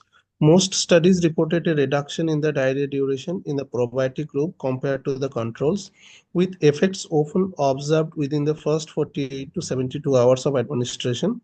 Probiotic interventions, particularly those involving the Lactobacillus rhamnosus, Saccharomyces boulardii, and Lactobacillus reuteri, demonstrated a consistent ability to shorten the duration of the diarrhea by 1 to 2 days on an average. Some studies, such as those involving the multi-species probiotics, shows even a greater reduction, though the effect varied depending upon the factors like the baseline severity of the diarrhea and the comorbidities. A few trials reported no significant differences in the diarrhea duration between the probiotics and the control groups, particularly in cases where the sample size was small or the baseline characteristics varied greatly. Overall, while results varied, the majority of the studies indicated that the probiotic treatment was effective in reducing the mean duration of the diarrhea in children, suggesting a potential clinical benefits in the acute diarrheal management. Thank you, Dr. Amit. So you can see that ultimately it is just a brief summarization of all that column which have entered regarding the intervention or regarding the outcome, that there was an overall improvement. And this way you will continue synthesizing the result qualitatively. So I'll again show few of the articles which we were seeing regarding the risk of bias, how they have reported. So if you see this study, this is the early use of antibiotic. And how they have synthesized. So this is the again the Prisma flow diagram, and that we will learn how to make it. This was their characteristics of study. So they have taken like author, country, setting, and time, follow-up time. So these many variables they have taken. And again, they have used grade. Grade we'll see. This is the risk of bias assessment. These are the various forest plot. So mostly if you see, they have written less because there are so many other content. Because if you see many times, if they give like there is a word limit, then they have started with discussion only. Here result, if you see the qualitative synthesis, they have written like result of synthesis. So here you can see like they have written a total of, so many times what they do, total number they accumulate it, like total 4691 participants from 8 RCTs were involved and 630 patients antibiotic associated diarrhea, while 4061 patients did not have. So they make a table where they pool, I mean they total the number of they add the total number of people, and then they write like that. And then the incidence of AAD, they have written like what was the percentage, and they generally started with the I square. So what happens many times, if you are focusing more on meta-analysis, then this result of systematic review, which we are seeing now, it becomes very less. Why? Because they give a table and now it is up to the reader to understand. So synthesis, they don't give much. And if you see most of the thing, they are giving like I square and the relative risk and all those result of meta-analysis. So this is regarding this. If you see another study, this study was the same study, effect of prebiotic systematic review. So if the meta-analysis, number of studies are very huge and meta-analysis is the predominant theme of the paper, then they write very less on systematic review and more on meta-analysis. Because again, I said that word limit and space there's a limitation. You cannot write too long. So if there is a predominantly your article is on systematic review, then you can write more on systematic review. If there are a lot to show in the analysis, then you can write less in systematic review, give a table, and then focus more on meta-analysis. Like in this case. Yes, Anuradha? Ma'am मेरा एक question है जैसे कि in the outcome then certain study मतलब in a study what we have like done in the exercise they have mentioned in some tables there it is chi-square and in some table it is mean. Okay. वो type of है ना like t by chi-square. तो how to go with this कि हम दोनों तरह का वो एलिमेंट लें आउटकम में, मीन भी देखें chi-square भी देखें या रिलेटिव रिस्क भी देखें? That we will see in the meta-analysis when I will show you how to transfer the data. In that case, what you can do, whatever is available, first enter that. And data entry is important because if you are taking chi-square, that means it is a 2 by 2 table. So how you have defined your outcome. So if you are entering 2 by 2 table, that means you will perform on odds ratio because you can perform odds ratio from a 2 by 2 table. We will show that how to do that because in case of a chi-square, definitely it is a 2 by 2 table. So the effect size is odds ratio. If it is a mean, like you are saying mean reduction, then again that is, we will focus more on the mean change and the standard deviation. If you get both as a 2 by 2 and mean also, then you will enter these studies those many times. We will see that. I'll show you, because this confusion is very important and the resolution of this confusion is very important. Because Okay, we we have to enter 2 times for both. yeah, I'll show you. I'll show, not here, in meta-analysis. Are you talking of systematic review synthesis or meta-analysis? Ma'am, in both. Both. Okay. So both, then for systematic review, though, you will enter both outcome and you may write it in the result or you may give a supplementary table. But for meta-analysis, again, I will show you. Wait till that time. Why? Because if I will tell you now, maybe other participants will not be able to understand. So the afternoon session is on this only. Like if you have got, there are 2 types of outcome. One in as a mean and other as a 2 by 2 table or chi-square, which you are seeing.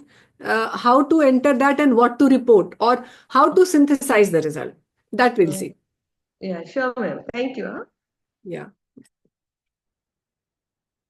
So if you see this, all participants, they are like, they have discussed about the participants only and then the description of intervention. They are not telling all the, this thing. Outcome indicator, that they are only telling PICOTs. Search strategies they have used, literature bias. 2 researcher, here you can see 2 researcher assessed risk of bias in RCT studies based on 6 dimension defined in the Cochrane review, where high, unclear and low rating, measurement of treatment efficacy, and then this they are saying that they have taken this risk ratio, a 95% confidence interval, and they have taken continuous variable also. What Dr. Anuradha was saying. So they have taken 2 outcome variable. One is a continuous variable, which is the duration of diarrhea, and the other is a relative risk with 95% confidence interval. And they have taken this also, using a standard mean difference. So the outcome variable they have taken as a standardized mean difference, and then that heterogeneity. So they are not telling you more on this thing. What to say? Systematic review. Mostly they are focusing on the meta-analysis. Again, let me show one more. If you see this, quality of this, I think we have seen.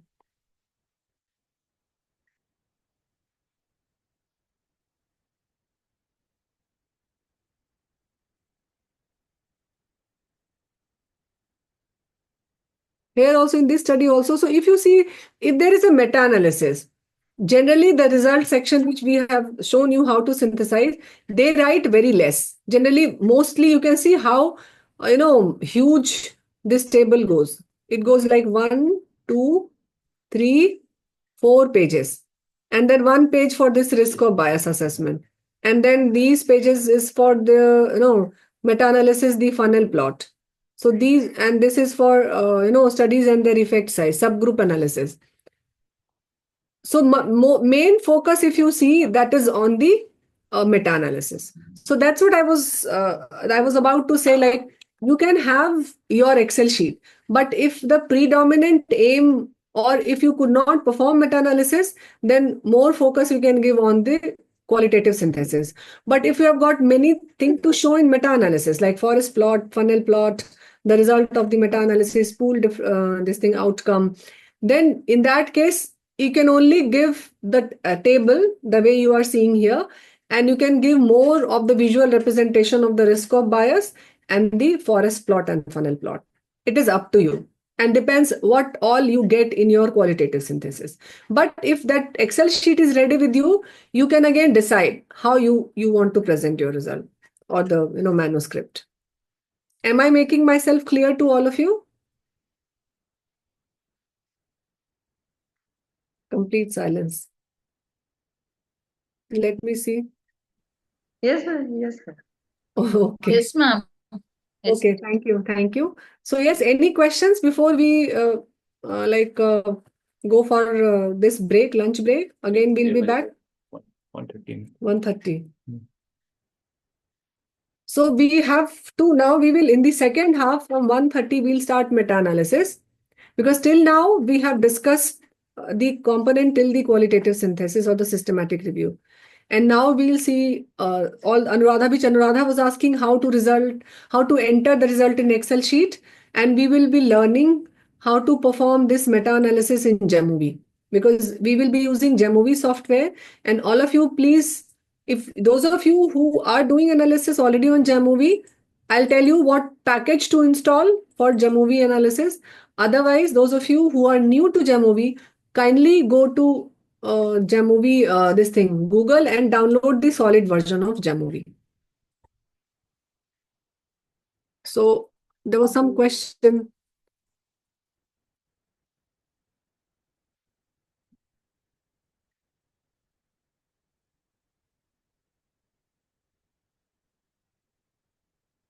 Okay, so Dr. Farzana is saying, is it possible to conduct one SRMA with the same group?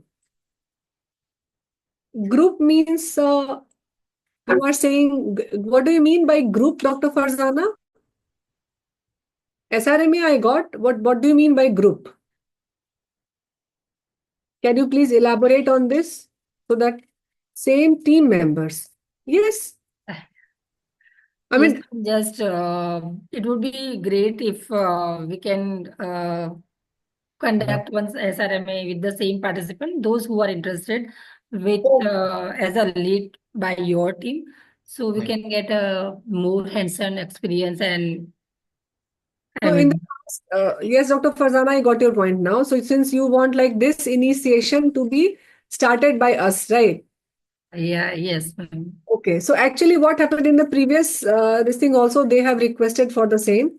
But the problem is if we start, it is very difficult to choose, and then again choose, difficult to choose that, because what topic we choose, I don't know whether it will be of your interest or not. So what we can do, we will plan something. Yes, definitely it's a good idea. And we may send invite to you people. So those of you who are interested, they can join, because we are planning. Yeah, that works, ma'am. That works. Like to be a same, to become to a same platform or with the same interest, it's very difficult.